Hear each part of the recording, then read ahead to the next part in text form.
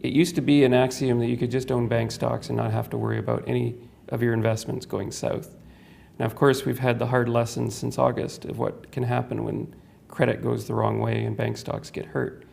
What we want to talk about today is non-systematic risk and how you can reduce the risk in your portfolio so you don't have to worry about this kind of sharp, drastic indigestion. Non-systematic risk is simply the risk of having all your money in one stock, one sector, or one country. And the way that you can do that is to diversify into other areas into your portfolio to reduce as much risk as possible. I've set up a spreadsheet here that's going to show you how you can do it yourself and how you can reduce that kind of risk in your portfolio.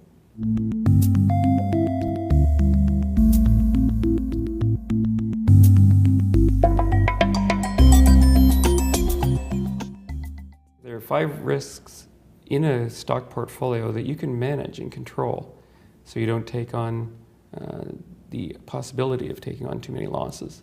The first risk we're going to talk about is concentration risk, and that's the risk of having too much in one stock of all the stocks in your portfolio. For example, if you have 25 names in the portfolio, the average weighting should be about 4%. If one of them doubles to 8% in value, then immediately rebalance by selling half the position and allocating the proceeds to those stocks that make up less than a 4% weighting. The second risk that you face in a portfolio is your beta. The beta, quite simply, is what is the price volatility relative to the underlying stock market. Betas that are greater than 1 are therefore riskier. For example, a gold stock like Barrick Gold has a beta of 1.18, meaning that for every dollar that the TSX goes up or down, Barrick is going to go up $1.18 or down $1.18. So because it has a wider spread and variance, it's going to be riskier. What we want to accomplish is to have a weighted average beta in the portfolio of all the equities that's less than 1. And the way that you do that is to have lower beta stocks in the portfolio. The third risk is industry risk, and that's having too much of your eggs in one sector, such as banks. The way that you can diversify that is to have a focus on a certain percentage in inelastic businesses, such as consumer, utilities, healthcare, and financial stocks. We like to have about 60% in those areas because whether we're in recession or an economic expansion, people still have to buy toothpaste, pay their gas bill, go to the bank, buy their drugs. And quite naturally, because these are inelastic businesses, their betas are going to be much lower than 1. Compare that to a cyclical business such as manufacturing or metals and minerals or materials. Their betas are going to be much greater than 1 because they make money in the good times and lose a lot of money in the bad times. So you can make 50% on the upside, but you can also lose 50% on the downside. And the way that you can manage that is to try and have 60% of your assets in consumers, utilities, healthcare, and financials. The fourth risk an investor faces in their portfolio is country risk, or the risk of having all your assets in one country for fear that the country may default on its obligations and therefore wipe out your holdings.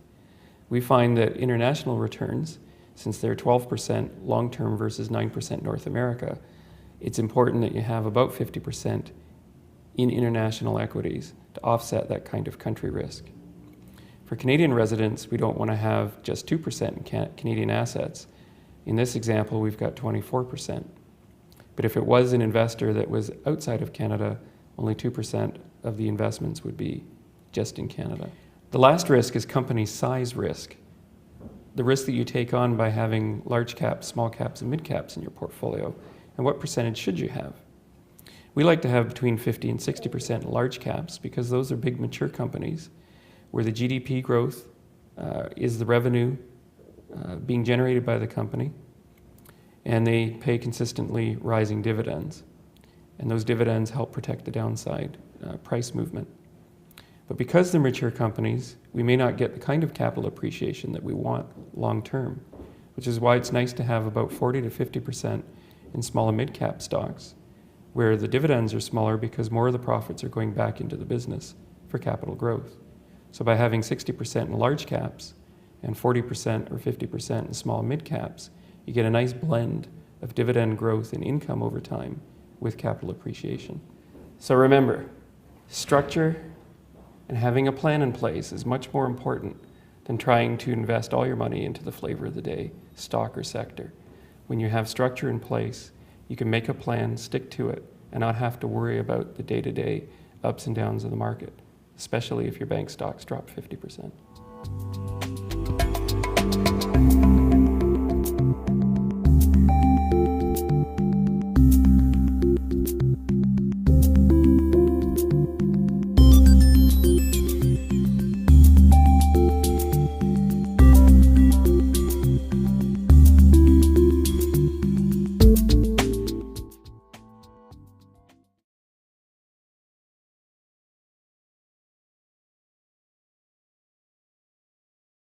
You